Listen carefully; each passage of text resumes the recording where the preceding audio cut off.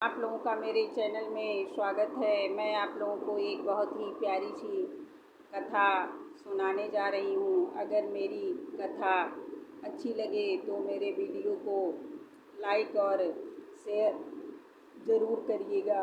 बहुत समय पहले की बात है, किसी गांव में एक परिवार रहता था। उस परिवार में एक बूढ़ी माता जी थी, उनकी दो बहुएं और दो बेटे थे, उनका पति भी था। बूढ़ी माता भोलेनाथ से बहुत ही सच्ची श्रद्धा भक्ति रखती थी और शिव भक्त थी। जहाँ भी चर्चा होती माता जी हमेशा वहाँ चली जाती थी। इसलिए इस वजह से उनके घर में बहुत सारी बातें हुआ करती थी। उनके पति को भी लोग भड़काते थे कि आपकी पत्नी तो हमेशा शिव चर्चा के बहाने घूमने जाती है और उल्टा सीधा काम करती है। पति भी नाराज़ रहता था, उसको कोई शिव चर्चा के लिए पैसा भी नहीं देता था। एक दिन पति खूब मारा पीटा और कहा, अब आज के बाद से तुम घर से बाहर नहीं जाओगी, तुम्हारी शिव चर्चा बंद।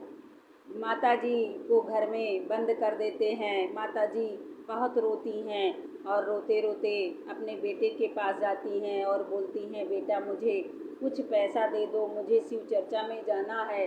लेकिन बेटा भी बोलता है कि जब पिताजी नहीं दिए तो मैं क्यों दूँ आपको पैसा, और खरी खोटी सुनाने लगता है। माता जी वहाँ से चली जाती हैं। उसके बाद अपनी बहू के पास भी जाती हैं।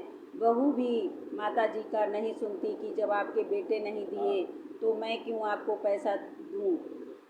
माता जी आकर के कमरे में बैठ कर के रोने लगती हैं। पार्वती माता और भोलेनाथ बैठे हुए थे।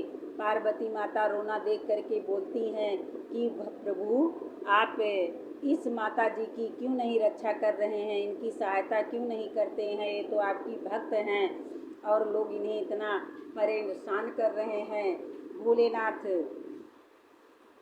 कुछ नहीं बोलते। थोड़ी देर के बाद भोलेनाथ कहते हैं, ठीक है, जैसी तुम्हारी इच्छा, तुम ही चली जाओ मदद करने के लिए। माता जी रूप बदल करके बूढ़ी माता के पास आती हैं और उन्हें अपने साथ शिव चर्चा में ले जाती हैं। माता जी शिव चर्चा करती हैं और बहुत खुश हो जाती हैं।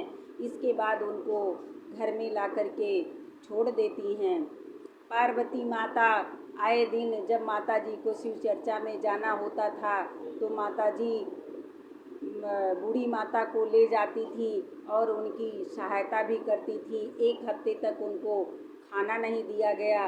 बूढ़ी माता आंगन में चक्कर खा के गिर जाती हैं और मरणासन्न हो जाती हैं। पूरा परिवार आकर के उनके पास रोने लगता है, बहू बेटे पति तुम हमें छोड़ करके क्यों चली गई, हम लोग नहीं समझ पाए कि तुम शिव चर्चा में वास्तव में जाती थी, हम लोगों की बुद्धि भ्रष्ट हो गई।